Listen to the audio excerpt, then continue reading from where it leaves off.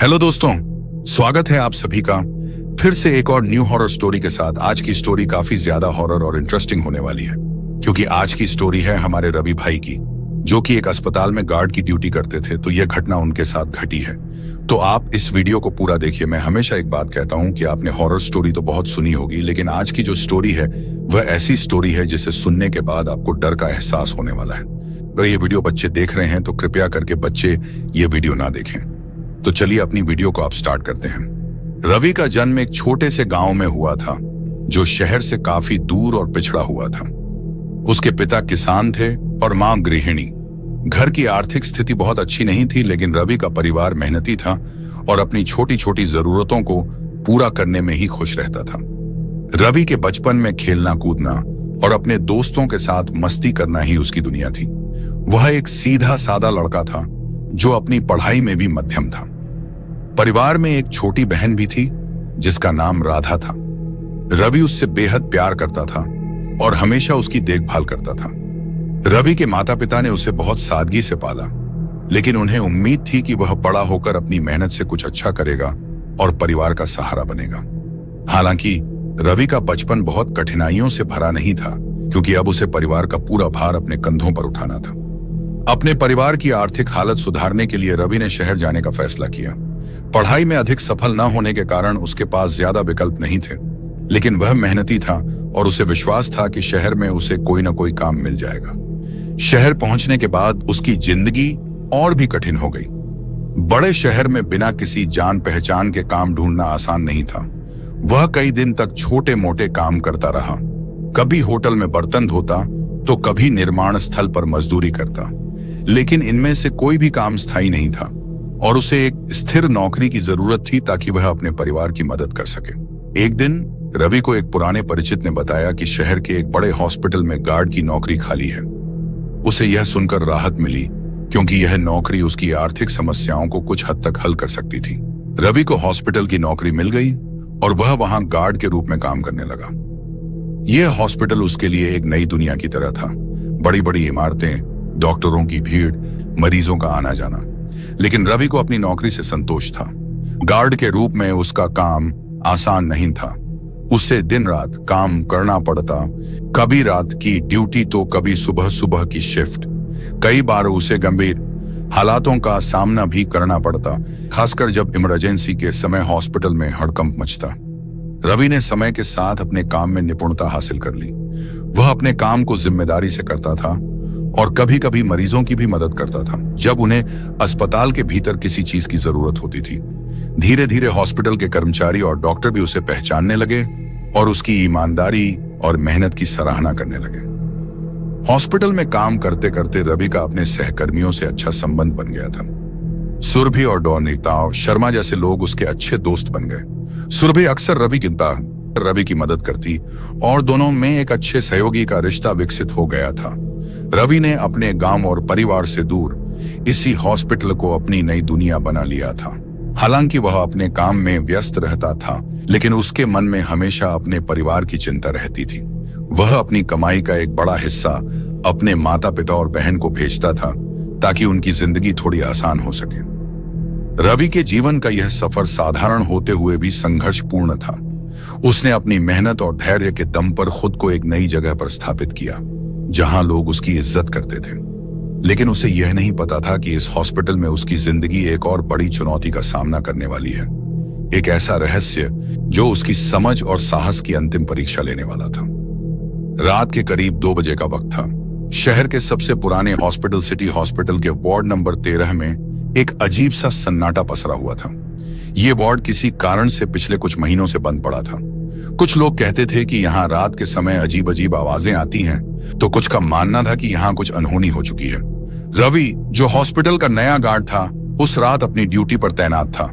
Senior guard ने उसे पहले ही वार्ड नंबर 13 के बारे में आगाह कर दिया था, लेकिन रवि इन बातों पर यकीन नहीं करता था। उसने सोचा, ये सब सिर्फ मन का वहम है, भूत प्रेत कुछ नहीं होते। लेकिन उस रात कुछ अलग होने वाला था। लगभग 3 बजे रवि को वार्ड नंबर 13 की ओर से कुछ खटपट की आवाज सुनाई दी। उसने सोचा कि शायद कोई जानवर अंदर चला गया होगा। अपनी टॉर्च लेकर वो धीरे धीरे उस वार्ड की तरफ बढ़ा। जैसे ही वो वार्ड के पास पहुंचा, उसे अंदर से किसी औरत के रोने की आवाज सुनाई दी। आवाज इतनी दर्द भरी थी कि उसके रोंगटे खड़े हो गए। वह कुछ देर वहीं खड़ा रहा, लेकिन फिर साहस बटोरते हुए उसने दरवाजा खोला। अंदर का नजारा देखते ही उसके पैरों तले जमीन खिसक गई। सामने एक सफेद साड़ी पहने हुए औरत बिस्तर पर बैठी थी। उसके बाल बिखरे हुए थे और चेहरा झुका हुआ था। उसके हाथों में एक पुरानी फोटो थी जिसे वह देख देख कर रो रही थी। रवि ने कांपते हुए पूछा, कौन हो तुम? यहाँ क्या कर रही हो? वह औरत धीरे धीरे उसकी ओर मुड़ी और उसकी आंखें खून जैसी लाल थीं। उसने दर्द भरी आवाज में कहा, मुझे ढूंढने कोई नहीं आया, मुझे यहां मरने के लिए छोड़ दिया गया था। रवि को अब समझ आ चुका था कि वह किसी इंसान से नहीं बल्कि किसी आत्मा से बात कर रहा है। डर के मारे उसने वहां से भागने की कोशिश की, लेकिन दरवाजा खुद ब खुद बंद हो गया। अब वह अंदर फंसा हुआ था। उसके कानों में औरत की तेज चीख गूंजने लगी। चारों ओर अंधेरा छा गया और वार्ड की दीवारों पर खून के धब्बे दिखने लगे। अचानक से वह औरत गायब हो गई और रवि को अपने आसपास बहुत से अजीब अजीब चेहरे दिखने लगे जो उसे घूर रहे थे। रवि ने जोर से चिल्लाने की कोशिश की, लेकिन उसकी आवाज गले में ही दब गई। वार्ड का माहौल और भी भयानक हो गया। अचानक वार्ड के कोने से वही औरत फिर से प्रकट हुई और उसके करीब आकर धीरे से बोली, तुम भी मुझसे बच नहीं पाओगे। रवि बेहोश होकर जमीन पर गिर पड़ा। अगले दिन सुबह जब हॉस्पिटल के दूसरे गार्ड्स उसे ढूंढने आए तो उन्होंने उसे वार्ड नंबर 13 के बाहर बेहोश पाया। उसके चेहरे पर भयानक डर साफ दिखाई दे रहा था। जब उसे होश आया तो उसने पूरी कहानी बताई, लेकिन कोई उसकी बातों पर यकीन नहीं कर पाया। आज भी वार्ड नंबर 13 बंद है और वहां कोई भी जाने की हिम्मत नहीं करता। लेकिन हॉस्पिटल के स्टाफ के बीच यह कहानी अब भी चर्चा का विषय बनी हुई है। कहते थे, जो भी उस वार्ड में जाता है वापस कभी वैसा नहीं लौटता जैसा वह गया था। रवि उस घटना के बाद पूरी तरह से टूट चुका था। वो लगातार बुरे सपने देखता जिसमें वही औरत उसे बुला रही होती। उसकी जिंदगी अब पहले जैसी नहीं रही। उसने कई बार हॉस्पिटल छोड़ने की कोशिश की, लेकिन अजीब बात यह थी कि हर बार कुछ न कुछ ऐसा होता कि उसे वहीं रहना पड़ता। कुछ दिनों बाद हॉस्पिटल के मैनेजमेंट ने इस मामले की जांच के लिए एक डॉक्टर शर्मा को नियुक्त किया। डॉक्टर शर्मा एक मशहूर मनोवैज्ञानिक थे और इस तरह की रहस्यमयी घटनाओं की जांच में माहिर माने जाते थे। रवि से मिलकर उन्होंने उसकी कहानी सुनी और वार्ड नंबर 13 के बारे में जानकारी इकट्ठा की। डॉ शर्मा ने वार्ड के पुराने रिकॉर्ड खंगाले और पता चला कि कुछ साल पहले वहां एक गर्भवती महिला सुधा का इलाज चल रहा था। प्रसव के दौरान उसकी मौत हो गई थी क्योंकि समय पर डॉक्टर नहीं आ पाए थे। वह अकेली थी और उसकी मदद के लिए कोई नहीं आया। कहा जाता है कि वह महिला बहुत दर्द और निराशा में मर गई थी। उसकी मौत के बाद से ही वार्ड नंबर 13 को बंद कर दिया गया था, क्योंकि वहां कई रहस्यमयी घटनाएं घटित हो चुकी थीं। डॉ शर्मा ने तय किया कि वो खुद उस रात वार्ड नंबर 13 में जाएंगे और देखेंगे कि आखिर असल में क्या हो रहा है। उन्होंने अपने साथ कुछ आधुनिक उपकरण लिए जो आत्माओं की उपस्थिति को माप सकते थे। हॉस्पिटल के कुछ स्टाफ ने उन्हें ऐसा करने से मना किया, लेकिन वो किसी की नहीं सुनने वाले थे। रात के 2 बजे शर्मा अकेले वार्ड नंबर 13 में पहुंचे। उन्होंने अपने उपकरण लगाए और चारों ओर का निरीक्षण करने लगे। शुरुआत में सब कुछ सामान्य लग रहा था, लेकिन जैसे ही घड़ी ने 3 बजाए, अचानक ठंडी हवा का झोंका आया और वार्ड के दरवाजे अपने आप बंद हो गए। उसी समय डॉ शर्मा के उपकरणों ने कुछ अजीब संकेत दिखाने शुरू कर दिए। उनके सामने के बिस्तर पर अचानक सफेद साड़ी पहने वही औरत प्रकट हुई। उसकी आंखें लाल थीं और चेहरे पर दर्द का गहरा भाव था। डॉक्टर शर्मा ने साहस दिखाते हुए उससे पूछा, तुम कौन हो और यहाँ क्यों हो? औरत ने उसकी ओर देखा और धीरे से बोली, मैं सुधा हूं, मुझे यहाँ भुला दिया गया था। मैं अकेली मर गई और अब तक मुझे शांति नहीं मिली। उसकी आवाज में इतना दर्द था कि डॉ शर्मा भी एक पल के लिए सहम गए। शर्मा ने समझाया, तुम्हारे साथ जो हुआ वो गलत था, लेकिन अब तुम्हें शांति मिलनी चाहिए। जो लोग तुम्हें भूल गए थे, तुम अब इस दुनिया में फंसी नहीं रह सकती। सुधा की आत्मा कुछ पल चुप रही, फिर उसकी आंखों से आंसू बहने लगे। चारों ओर हवा और भी ठंडी हो गई। दीवारों पर खून के निशान फिर से दिखाई देने लगे और वार्ड का माहौल भयानक हो गया। डॉ शर्मा ने महसूस किया कि अगर उन्होंने कुछ नहीं किया तो शायद उनकी भी हालत रवि जैसी हो जाएगी। उन्होंने जल्दी से अपनी जेब से कुछ पवित्र राख निकाली जो उन्होंने एक तांत्रिक से ली थी और उसे चारों ओर छिड़क दिया। सुधा की आत्मा ने चीखते हुए कहा, नहीं, मुझे यहां से जाने मत दो। लेकिन राख के छिड़कने से उसकी चीखें धीमी होने लगी और उसका शरीर धीरे धीरे धुंधला पड़ने लगा। कुछ ही पलों में वह पूरी तरह गायब हो गई और वार्ड की हवा अचानक शांत हो गई। डॉ शर्मा ने गहरी सांस ली। वो समझ चुके थे कि सुधा की आत्मा को आखिरकार शांति मिल गई थी। उन्होंने वार्ड के दरवाजे खोले और बाहर निकले। बाहर हॉस्पिटल के कुछ कर्मचारी इंतजार कर रहे थे। डॉक्टर शर्मा ने उन्हें बताया कि अब वार्ड में कोई खतरा नहीं है।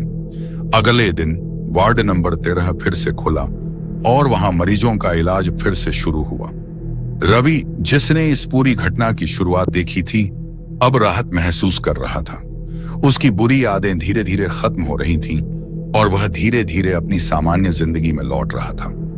लेकिन आज भी हॉस्पिटल के कुछ लोग मानते हैं कि आधी रात को वार्ड नंबर 13 के पास जाने पर कभी कभी सुधा की दर्द भरी आवाजें सुनाई देती हैं। शायद उसकी आत्मा अभी भी पूरी तरह से मुक्त नहीं हो पाई है। डॉ शर्मा की सफल कोशिशों के बाद सबको लगा कि वार्ड नंबर 13 की कहानियां अब खत्म हो चुकी हैं, लेकिन असलियत इससे कहीं ज्यादा डरावनी थी। सुधा की आत्मा भले ही शांत हो गई थी, मगर उसके जाने के बाद कुछ और अजीब घटनाएं घटने लगी। हॉस्पिटल के कई कर्मचारी और मरीज अब भी रात के समय किसी अनजानी उपस्थिति का अनुभव करते थे। वार्ड में हर रात ठीक 3 बजे अजीब घटनाएं होने लगी। दरवाजे अपने आप खुलते और बंद होते और बिना किसी वजह के ठंडी हवाएं चलने लगती। सुरभि, जो कि हॉस्पिटल में नई नर्स थी, इन घटनाओं से बेखबर थी। उसने हाल ही में हॉस्पिटल ज्वाइन किया था और उसकी नाइट शिफ्ट वार्ड नंबर 13 के पास लगी थी। वह अपने काम में व्यस्त रहती और इन बातों पर ज्यादा ध्यान नहीं देती थी। एक रात उसकी ड्यूटी के दौरान उसे वार्ड के अंदर से किसी बच्चे के रोने की आवाज सुनाई दी। उसने सोचा कि कोई नवजात बच्चा होगा, लेकिन उसे याद आया कि उस वार्ड में कोई मरीज नहीं था। उसने हिम्मत जुटाई और टॉर्च लेकर अंदर चली गई। जैसे ही वह अंदर दाखिल हुई, हवा अचानक बहुत ठंडी हो गई। सुरभि ने देखा कि कोने में एक पुराना लकड़ी का झूला हिल रहा था, जबकि वहां कोई बच्चा नहीं था। उसके कानों में बच्चे की रोने की आवाज और तेज होने लगी।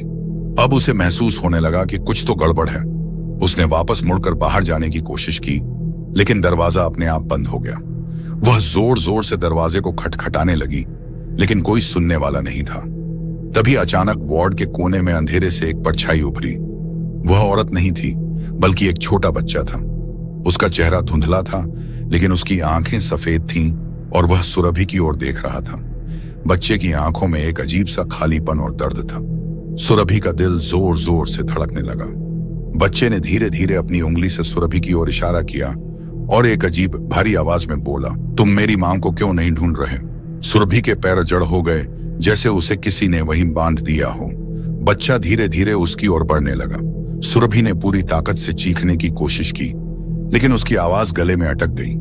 तभी दरवाजे के बाहर से किसी ने जोर से दरवाजा खटखटाया। यह रवि था, जो बाहर से शोर सुनकर दौड़ा आया था।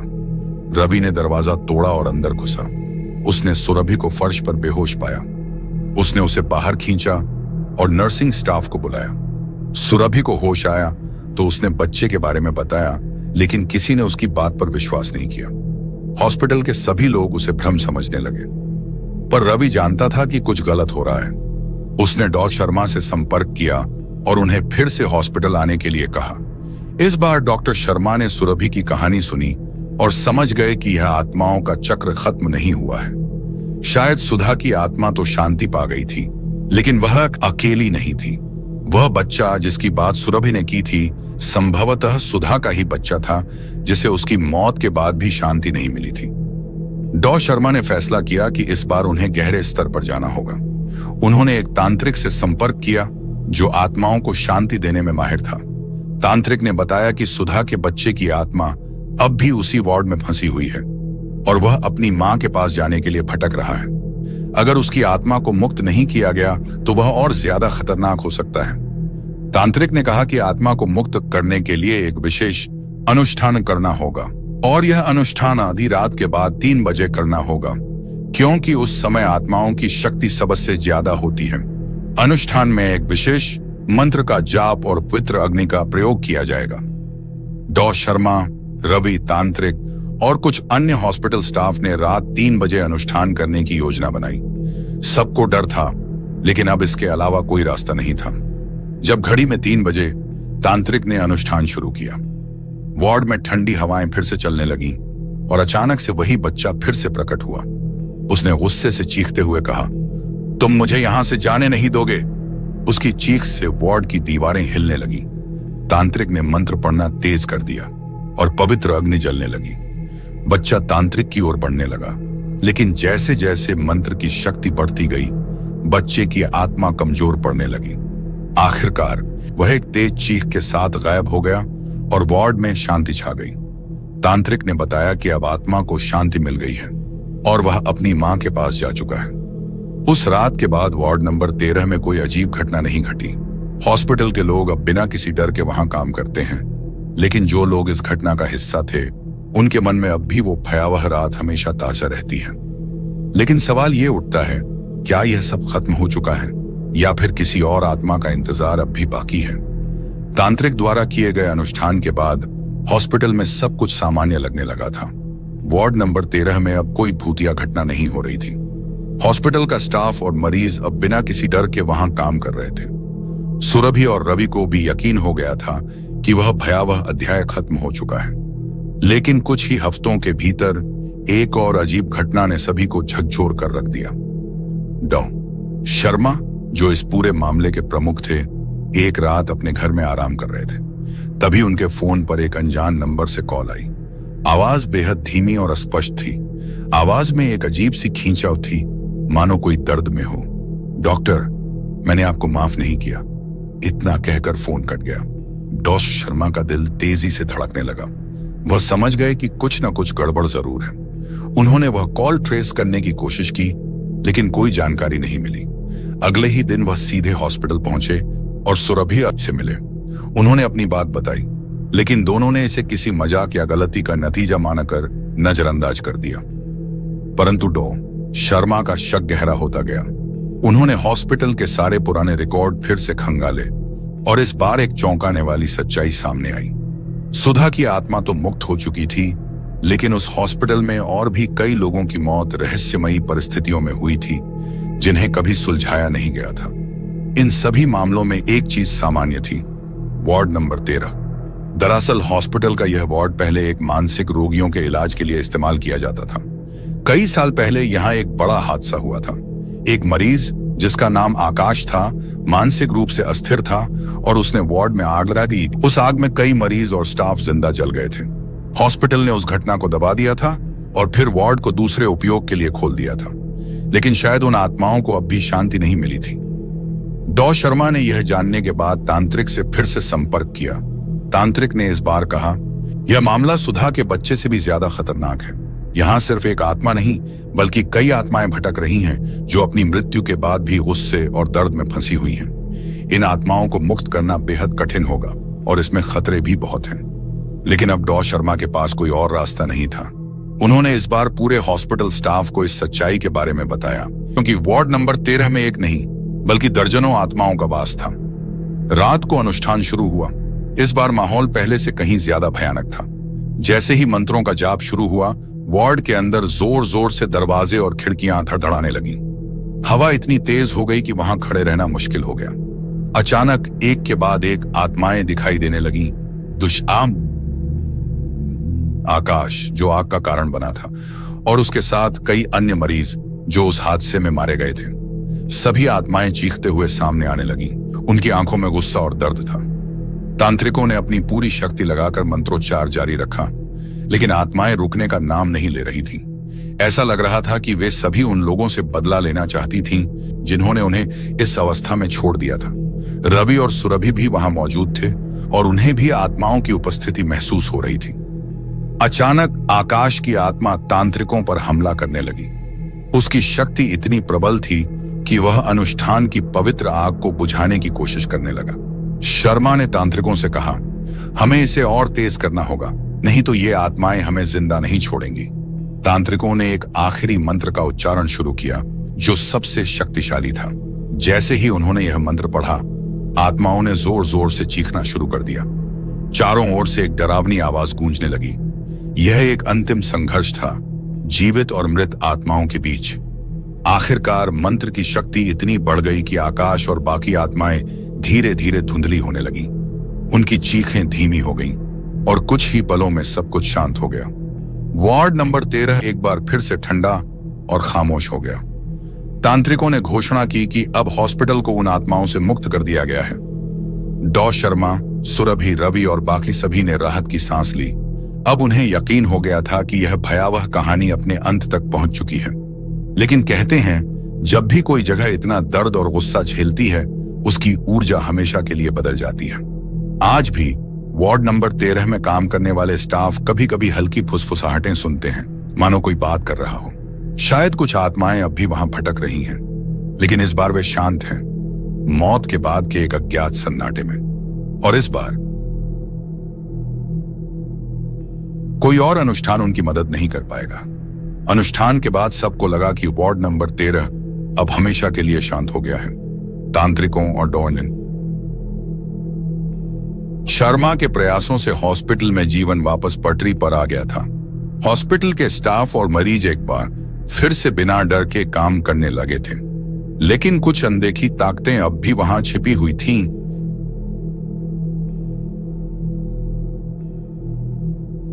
जिन्हें कोई पहचान नहीं पा रहा था। रवि अब नॉर्मल लगने लगा था और सुरभि भी अपनी ड्यूटी फिर से करने लगी थी, लेकिन दोनों के मन के किसी कोने में अब भी एक अजीब सा डर बसा हुआ था। वह डर जो समय के साथ गहरा होता जा रहा था। एक दिन सुरभि को अपने लॉकर में एक पुरानी जली हुई तस्वीर मिली। वह तस्वीर आकाश की थी, वही आदमी जिसने वार्ड में आग लगाई थी। तस्वीर पर एक अजीब सा निशान था, मानो उसे जानबूझकर किसी ने जलाने की कोशिश की हो। सुरभि को यह देखकर झटका लगा। उसने तस्वीर को फेंकने की कोशिश की, लेकिन जैसे ही उसने उसे उठाया, तस्वीर उसके हाथ से चिपक गई। उसकी आंखों के सामने आकाश का चेहरा फिर से दिखाई देने लगा और वह जोर जोर से चिल्लाने लगी, रवीज।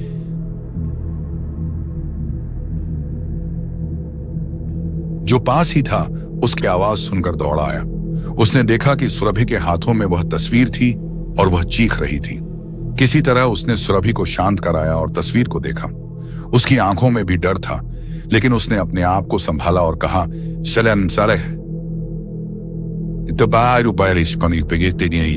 यह सिर्फ हमारा वहम है। शायद हमने जो कुछ भी देखा उसका असर अब भी हम पर है। सुरभि ने सहमति में सिर हिलाया, लेकिन उसके चेहरे पर डर साफ दिख रहा था। उन्होंने तस्वीर को हॉस्पिटल के कचरे में फेंक दिया और उसे भूलने की कोशिश की, लेकिन उस रात आया सुरभि ने एक भयानक सपना देखा। उसने देखा कि वह उसी जले हुए वार्ड में खड़ी है और चारों ओर लाशें बिखरी हुई हैं। हवा में धुएं की गंध थी और अचानक उन लाशों में से एक उठी, वही आकाश। उसका चेहरा भयानक रूप से जला हुआ था और उसने सुरभि की ओर बढ़ते हुए कहा, तुम मुझसे बच नहीं सकती, मैं वापस आ गया हूं। सुरभि की नींद पसीने में भीगी हुई खुली। उसकी सांस तेज चल रही थी और उसे समझ नहीं आ रहा था कि यह सपना था या कोई सच्चाई। वह अब इस हॉस्पिटल में एक पल भी नहीं रहना चाहती थी। अगले ही दिन उसने रवि को अपनी स्थिति बताई और दोनों ने मिलकर फैसला किया कि वे इस हॉस्पिटल को हमेशा के लिए छोड़ देंगे। हालांकि चीजें इतनी आसान नहीं थी। जब उन्होंने अपने इस्तीफे की अर्जी दी तो हॉस्पिटल के डायरेक्टर ने उन्हें बुलाया। डायरेक्टर ने कहा, बहन मैं जानता हूं कि आप लोग कुछ अजीब चीजों से गुजरे हैं, लेकिन इस हॉस्पिटल की सच्चाई कहीं ज्यादा गहरी और खतरनाक है। आप यहां से चाहकर भी नहीं जा सकते। रवि और सुरभि ने चौंक कर डायरेक्टर की बात सुनी। डायरेक्टर ने एक गहरी सांस ली और कहा, यह हॉस्पिटल सिर्फ एक इलाज की जगह नहीं है।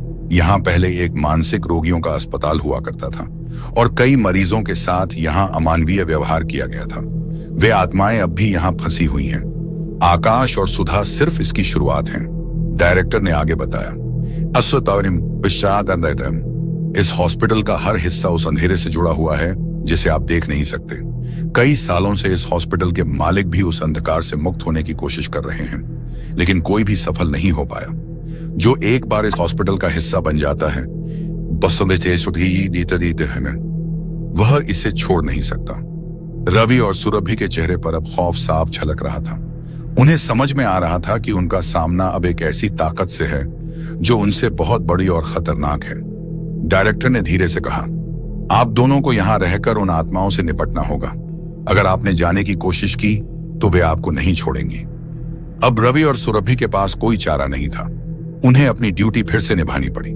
लेकिन अब हर रात उन्हें ऐसा लगता कि कोई उन्हें देख रहा है, कोई उनकी हर हरकत पर नजर रख रहा है।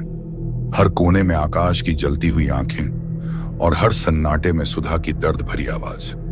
और सबसे भयानक बात यह थी कि वार्ड नंबर 13 में अब एक अजीब सी हरकत फिर से शुरू हो गई थी। वार्ड के दरवाजे फिर से अपने आप खुलने और बंद होने लगे थे और हर रात 3 बजे वह सन्नाटा टूटने लगा जिसे सबने खत्म मान लिया था। हॉस्पिटल अब भी काम कर रहा था, लेकिन अंदर कुछ ऐसा था जो हमेशा के लिए टूट चुका था। एक अनजानी ताकत जो धीरे धीरे हॉस्पिटल के हर कोने को अपनी चपेट में ले रही थी। कहानी अब यहीं खत्म नहीं हुई थी, यह बस एक और शुरुआत थी। वार्ड नंबर 13 के चारों ओर का माहौल दिन प्रतिदिन और भी खौफनाक होता जा रहा था। सुरभि और रवि ने अनजाने में जो रास्ता चुना था वह अब उनकी जिंदगी का सबसे बड़ा डर बन चुका था। वे दोनों इस हॉस्पिटल से बचकर निकलना चाहते थे, लेकिन डायरेक्टर की चेतावनी और उन अनदेखी ताकतों के डर ने उन्हें जकड़ लिया था। एक रात जब सुरभि अपनी ड्यूटी के दौरान थकी हुई बैठी थी, उसे एक बार फिर वही अजीब आवाजें सुनाई दी जो वार्ड नंबर 13 से आ रही थी। उसने पहले तो इसे नजरअंदाज किया, लेकिन जैसे जैसे आवाजें तेज होती गईं, उससे पांती उसका दिल तेजी से धड़कने लगा। वह उठकर रवि के पास गई और उसे जगाया। रवि, जो खुद भी इन घटनाओं से परेशान था, उठते ही बोला, हमें कुछ करना होगा सुरभि। हम इस हॉस्पिटल के इस खौफनाक चक्र में हमेशा के लिए नहीं फंस सकते। सुरभि ने हामी भरी, लेकिन दोनों को नहीं पता था कि वे क्या करें। उन्होंने फैसला किया कि वे एक बार फिर से डॉ शर्मा से मिलेंगे, क्योंकि वही अब उनकी आखिरी उम्मीद थे। अगले दिन सुरभि और रवि ने डॉ शर्मा से मुलाकात की। डॉक्टर शर्मा ने उनकी बात सुनी और गहरी सांस लेते हुए कहा, मुझे पता था कि यह खत्म नहीं हुआ है। हॉस्पिटल की दीवारों में जो बुराई दबी हुई है वह सिर्फ सतह पर आने का इंतजार कर रही थी। आकाश और सुधा सिर्फ उस अंधेरे की छोटी सी झलक थे। इस हॉस्पिटल में जो कुछ हुआ है वह बहुत बड़ा और खतरनाक है। डॉ शर्मा ने अपनी मेज से एक पुराना फाइल निकाला,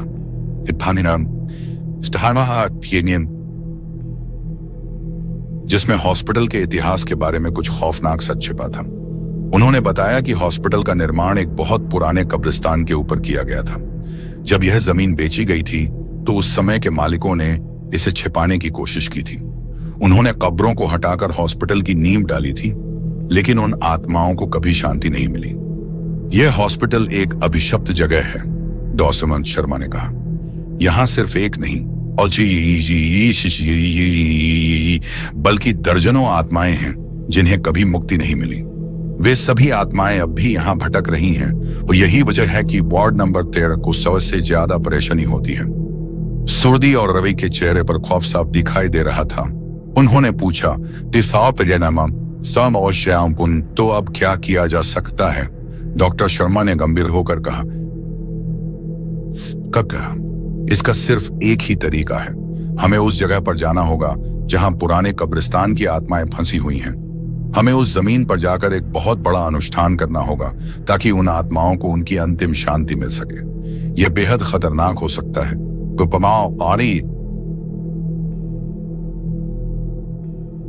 क्योंकि अगर हम असफल हुए तो उन आत्माओं का गुस्सा हम पर टूट पड़ेगा।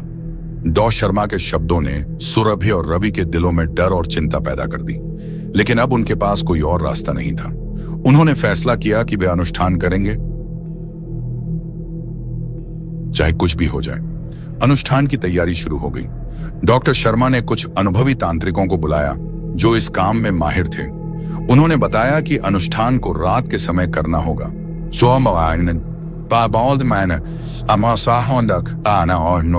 और वह भी ठीक 3 बजे, जब आत्माओं की शक्ति सबसे प्रबल होती है। जब वह रात आई, सुरभि, रवि, डॉ शर्मा और तांत्रिकों की टीम ने हॉस्पिटल के पुराने हिस्से की ओर कदम बढ़ाए जहां कभी कब्रिस्तान था। वह जगह अब वीरान और अंधेरी थी, जहां जाते ही एक भयानक ठंडक महसूस हो रही थी। हवाओं में एक अजीब सी सर्दी थी, जैसे आत्माएं अब भी वहां इंतजार कर रही हों। तांत्रिकों ने जमीन पर एक बड़ा मंत्र चक्र बनाया और पवित्र अग्नि जलाई। सभी ने अपनी अपनी जगह ले ली और मंत्र पढ़ने लगे। जैसे जैसे मंत्रों की गूंज बढ़ी, हवा में एक भयानक हलचल होने लगी। चारों ओर से फुसफुसाहटें सुनाई देने लगीं, मानो कोई बहुत सारी आवाजें एक साथ बोल रही हों। तभी अचानक वहां खड़ी मिट्टी से धुआं उठने लगा। उस धुएं में धीरे धीरे परछाइयां उभरने लगीं। ये वही आत्माएं थीं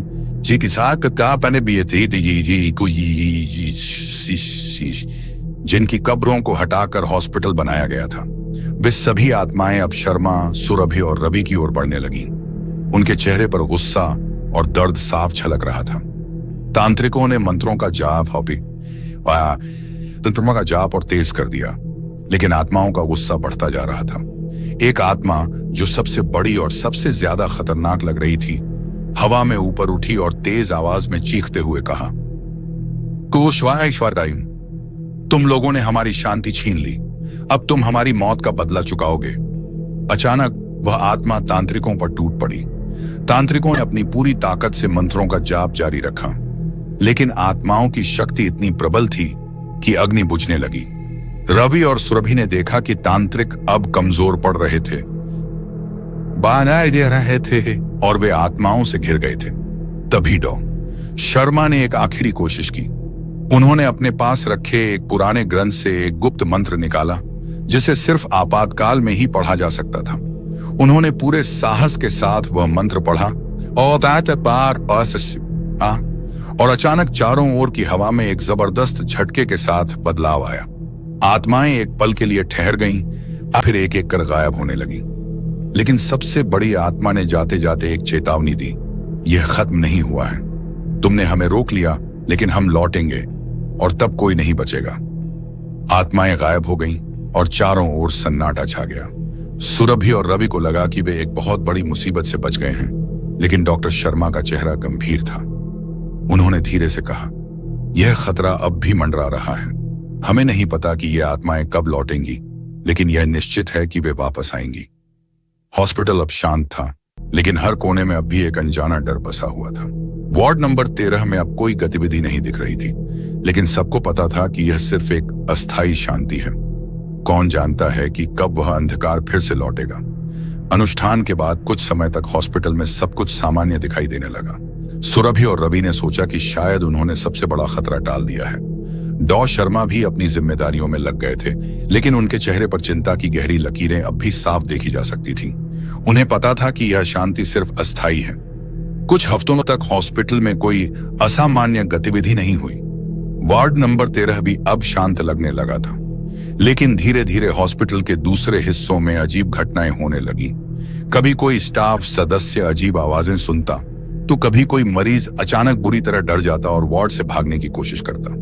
हर रात 3 बजे के आसपास हॉस्पिटल के किसी न किसी कोने से अनजानी परछाइयां दिखाई देने लगी, लेकिन कोई भी इन घटनाओं को खुले तौर पर स्वीकार करने के लिए तैयार नहीं था। एक दिन हॉस्पिटल में एक नया मरीज भर्ती हुआ। उसका नाम था करण और वह गंभीर दुर्घटना के बाद कोमा में था। उसे वार्ड नंबर 13 के पास वाले कमरे में रखा गया। पहले तो सब सामान्य था, लेकिन तीसरी रात कुछ अजीब होने लगा। करण, जो पिछले कई दिनों से कोमा में था, अचानक उठ खड़ा हुआ। उसके नर्स को लगा कि वह होश में आ गया है, लेकिन जब उसने कर्ण की आंखों में देखा तो उसकी चीख निकल गई।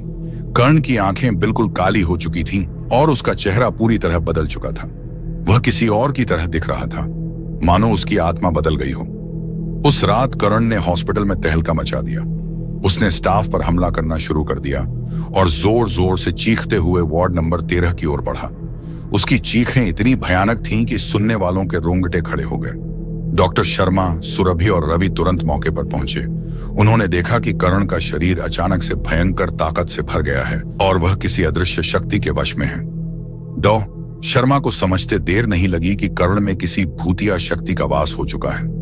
यह वही आत्माएं थीं जिन्हें उन्होंने अनुष्ठान के दौरान रोका था। वे आत्माएं अब लौट आई थीं और इस बार उन्होंने एक जीवित शरीर को अपने कब्जे में ले लिया था। कर्ण का शरीर अब उन आत्माओं का बंधन बन चुका था। शर्मा ने तुरंत तांत्रिकों से संपर्क किया, लेकिन इस बार वे उतने जल्दी पहुंच नहीं पाए। कर्ण ने अपनी भयानक ताकत से हॉस्पिटल को तहस नहस करना शुरू कर दिया। सुरभि और रवि ने उसे रोकने की कोशिश की, लेकिन कर्ण की ताकत इतनी ज्यादा थी कि वह दोनों को फेंक कर दूर कर देता। तभी डॉ शर्मा ने एक जोखिम भरा फैसला किया। उन्होंने हॉस्पिटल के पुराने तहखाने में जाने का सोचा, जहां उस पुरानी कब्रगाह का आखिरी अवशेष था। वह जगह पूरी तरह सील कर दी गई थी, लेकिन शर्मा को पता था कि वही एकमात्र रास्ता है जिससे इन आत्माओं को रोका जा सकता है। सुरभि, रवि और कुछ नर्सिंग स्टाफ के साथ डॉ शर्मा तहखाने की ओर बढ़े। वह तहखाना गहरा, अंधेरा और खतरनाक था। दीवारों पर सीलन और जाले फैले हुए थे और हवा में एक अजीब सी सड़ांध महसूस हो रही थी। वे सभी एक बड़ी लोहे की दरवाजे के पास पहुंचे, जिसके पीछे वह पुराना कब्रिस्तान था। जैसे ही उन्होंने दरवाजा खोला, वहां के दृश्य ने सबको स्तब्ध कर दिया। कब्रिस्तान की जमीन पूरी तरह उखड़ी हुई थी और उसमें से धुएं के गुबार उठ रहे थे। एक तेज गंध से पूरा माहौल घिरा हुआ था, जैसे किसी ने आत्माओं को छेड़ा हो। तभी अचानक से हवा में वही परछाइयां उभरने लगीं जो पहले वार्ड नंबर 13 में दिखाई देती थीं। अब वे सीधे डॉ शर्मा और बाकी लोगों की ओर बढ़ रही थीं। डॉ शर्मा ने तुरंत अपना मंत्र जाप शुरू किया, लेकिन इस बार आत्माएं और भी ज्यादा गुस्से में थीं। उनकी चीखें इतनी तेज थीं कि कानों को बहरा कर देती। सुरभि और रवि को लगा कि शायद इस बार वे जीवित नहीं बचेंगे। तभी अचानक करण भी वहां पहुंच गया। उसकी आंखों में वही काली चमक थी और उसके शरीर पर घाव अब और ज्यादा भयानक हो चुके थे। वह किसी पिशाच की तरह दिख रहा था। कर्ण ने अपने भारी कदमों से तहखाने की ओर बढ़ना शुरू किया। उसकी हरकतें पूरी तरह से उन आत्माओं के नियंत्रण में थीं। डॉ शर्मा ने अपनी पूरी ताकत से मंत्र पढ़ा, लेकिन कर्ण ने एक जोरदार चीख के साथ उन पर हमला किया। डॉ शर्मा दूर फेंक दिए गए और उनके मुंह से खून निकलने लगा। सुरभि और रवि अब पूरी तरह हताश हो चुके थे। तभी रवि को याद आया कि तांत्रिकों ने उन्हें एक खास ताबीज दिया था, सबसे बड़े खतरे के समय इस्तेमाल किया जा सकता था। रवि ने वह ताबीज निकाला और कर्ण की ओर बढ़ा। उसने अपनी सारी हिम्मत जुटाकर ताबीज को कर्ण के माथे पर रखा। एक तेज रोशनी फैली और कर्ण जोर जोर से चिल्लाने लगा। उसके शरीर से धुएं के बादल निकलने लगे और वह जमीन पर गिर पड़ा। आत्माएं अब भी वहां थीं, लेकिन ताबीज की शक्ति से वे कमजोर पड़ने लगी। डॉ शर्मा ने अपनी आखिरी ताकत बटोरकर मंत्र को खत्म किया और अंततः एक भयानक चीख के साथ सारी आत्माएं गायब हो गईं। कर्ण का शरीर अब शांत हो चुका था। वह बेहोश पड़ा था, लेकिन जिंदा था। सुरभि और रवि ने एक दूसरे की ओर देखा। उन्हें यकीन नहीं हो रहा था कि वे अब भी जिंदा हैं। डॉ शर्मा ने धीरे से कहा, हमने आज एक बड़ी लड़ाई जीती है, लेकिन यह आखिरी नहीं है। यह हॉस्पिटल अब भी अभिशप्त है और जब तक इसकी जड़ें खत्म नहीं की जाती, यह डरावनी घटनाएं वापस आएंगी। हॉस्पिटल फिर से शांत हो गया, लेकिन अब हर किसी के मन में यह सवाल था कि अगला हमला कब और कैसे होगा। कर्ण के शरीर से आत्माओं का प्रभाव खत्म हो गया था, लेकिन उस रात की घटनाओं ने सुरभि, रवि भी शर्मा को झकझोर कर रख दिया। हॉस्पिटल भले ही कुछ समय के लिए शांत हो गया हो, लेकिन सभी को पता था कि असली खतरा अब भी मंडरा रहा है। शर्मा ने कर्ण को एक सुरक्षित स्थान पर भर्ती कर दिया, जहां उसकी निगरानी लगातार की जा रही थी। सुरभि और रवि, जो इन घटनाओं से बेहद डर चुके थे, अब इस हॉस्पिटल से हमेशा के लिए दूर जाना चाहते थे। लेकिन डायरेक्टर की चेतावनी अब भी उनके मन में गूंज रही थी। यह हॉस्पिटल तुम्हें छोड़ने नहीं देगा। शर्मा ने दोनों से कहा, हमारा सामना सिर्फ आत्माओं से नहीं, बल्कि कुछ और भयानक शक्ति से है। ये आत्माएं सिर्फ मोहरे हैं, वास्तविक शक्ति कुछ और है, जो इस हॉस्पिटल की नींव में बसी हुई है। हमें उस शक्ति की जड़ तक जाना होगा। डॉ शर्मा ने कुछ और गहराई से शोध करना शुरू किया और पाया कि हॉस्पिटल के नीचे की जमीन सिर्फ पुराने कब्रिस्तान तक सीमित नहीं थी। वहां कुछ और छिपा हुआ था, कुछ इतना भयानक जिसकी कल्पना करना भी मुश्किल था। पुराने दस्तावेजों और अभिलेखों को खंगालने पर उन्हें पता चला कि इस हॉस्पिटल के निर्माण से पहले यहाँ एक प्राचीन मंदिर हुआ करता था। वह मंदिर एक भयानक राक्षस की पूजा के लिए बनाया गया था, जिसे सदियों पहले कुछ साधुओं ने बंदी बना लिया था। उस मंदिर को नष्ट कर दिया गया था और जगह पर हॉस्पिटल बनाया गया था, लेकिन मंदिर का मुख्य गर्भगृह अब भी जमीन के नीचे मौजूद था और वही गर्भगृह अब आत्माओं और बुरी शक्तियों का केंद्र बन चुका था।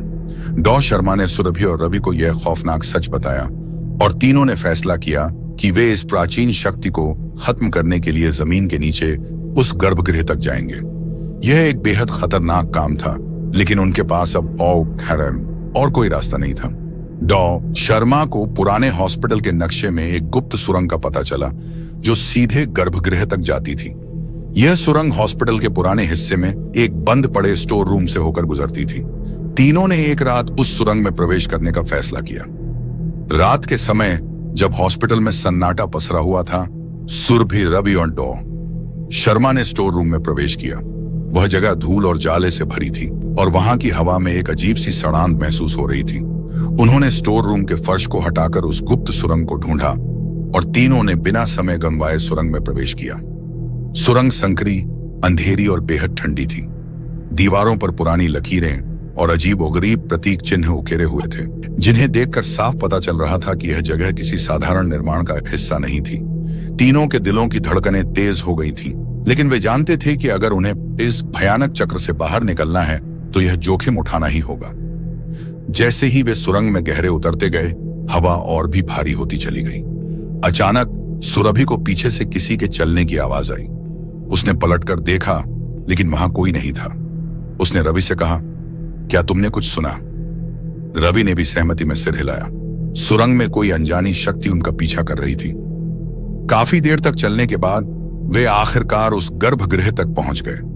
गर्भगृह का दरवाजा पुरानी जंजीरों से बंद था, लेकिन जैसे ही वे उसके पास पहुंचे, दरवाजा अपने आप खुल गया। अंदर का दृश्य भयानक था। गर्भगृह के बीचों बीच एक बड़ा पत्थर का ताबूत रखा हुआ था, जिसके चारों ओर राक्षसी आकृतियां उकेरी हुई थीं। दीवारों पर कुछ अजीब सी लकीरें और रक्त के धब्बे थे, जो यह संकेत देते थे कि यहां कभी किसी खौफनाक अनुष्ठान को अंजाम दिया गया था। डॉक्टर शर्मा ने कहा, यही वह जगह है, यही वह केंद्र है जहां से सारी बुरी शक्तियां निकल रही हैं। हमें इस ताबूत को नष्ट करना होगा। उन्होंने ताबूत के पास जाकर मंत्र पढ़ना शुरू किया, लेकिन तभी गर्भगृह में अचानक भयानक हलचल होने लगी। चारों ओर से धुएं के बादल उठने लगे और उनमें से डरावनी परछाइयां उभरने लगीं। वे परछाइयां सीधे सुरभि, अविजय, डॉ शर्मा की ओर बढ़ने लगीं। डॉ शर्मा ने अपनी पूरी ताकत से मंत्र पढ़ना जारी रखा, लेकिन परछाइयां अब और भी ज्यादा ताकतवर हो गई थीं। एक परछाई ने रवि को जकड़ लिया और उसे घसीटकर ताबूत के पास ले जाने लगी। सुरभि ने चिल्लाकर रवि का हाथ पकड़ने की कोशिश की, लेकिन वह भी एक दूसरी परछाई के जाल में फंस गई। डॉ शर्मा ने अपनी अंतिम कोशिश की। उन्होंने ताबूत पर अपने हाथ रखे और अपने पास रखा हुआ पवित्र ताबीज ताबूत के ऊपर रख दिया। एक तेज रोशनी फैली और ताबूत कांपने लगा। तभी गर्भगृह में एक भयानक चीख गूंज उठी, मानो वह राक्षसी शक्ति अब आजाद होने वाली हो। रोशनी इतनी तेज थी कि सुरभि और रवि ने अपनी आंखें बंद कर लीं। परछाइयां एक एक कर गायब होने लगीं और गर्भगृह की दीवारें हिलने लगीं। डॉ शर्मा ने आखिरी बार जोर लगाकर मंत्र पढ़ा और एक जबरदस्त धमाके के साथ ताबूत फट गया। उसके फटते ही गर्भगृह का पूरा ढांचा हिलने लगा। ऐसा लग रहा था कि पूरी जगह अब गिरने वाली है। सुरभि और रवि ने जैसे तैसे एक दूसरे का हाथ पकड़ा और बाहर की ओर भागने लगे। डॉक्टर शर्मा ने भी भागने की कोशिश की, लेकिन गिरते पत्थरों के नीचे फंस गए। सुरभि और रवि ने उनकी मदद करने की कोशिश की। मैं गिर रही खास सतगी की तान, लेकिन शर्मा ने उन्हें इशारे से रोक दिया और कहा, तुम लोग भागो, मैं यहां से नहीं निकल सकता, लेकिन तुम दोनों को ये हॉस्पिटल छोड़कर भागना सोचो छोड़ भागना होगा। भारी मन से सुरभि और रवि ने डॉ शर्मा को छोड़कर सुरंग की ओर दौड़ लगाई। पीछे गर्भगृह पूरी तरह ढह चुका था। सुरभि और रवि किसी तरह सुरंग से बाहर निकलने में सफल हुए। हॉस्पिटल के स्टोर रूम में पहुंचकर उन्होंने राहत की सांस ली, लेकिन शर्मा की मौत का गम उनके दिलों में गहराई से बैठ गया था। हॉस्पिटल अब पूरी तरह शांत था। वार्ड नंबर 13 से लेकर हर कोने में सन्नाटा पसरा हुआ था, लेकिन सुरभि और रवि को यकीन नहीं था कि यह शांति हमेशा के लिए है। वे जानते थे कि वे सिर्फ एक राक्षसी शक्ति को खत्म करने में सफल हुए हैं, लेकिन इस हॉस्पिटल की दबी हुई बुराई कहीं न कहीं अब भी जिंदा थी और शायद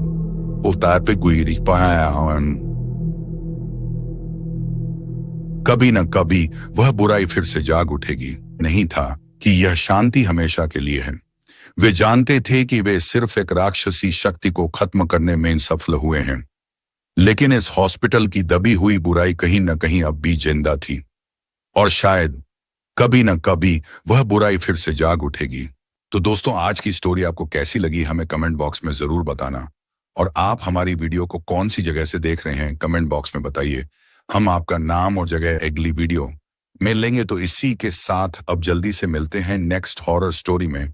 तो अगली स्टोरी काफी ज्यादा खतरनाक होने वाली है। अगर आप हमारे चैनल पर न्यू हैं तो चैनल को प्लीज सब्सक्राइब कर लें, क्योंकि हम आपके लिए डेली एक से बढ़कर एक हॉरर स्टोरी लाते रहते हैं।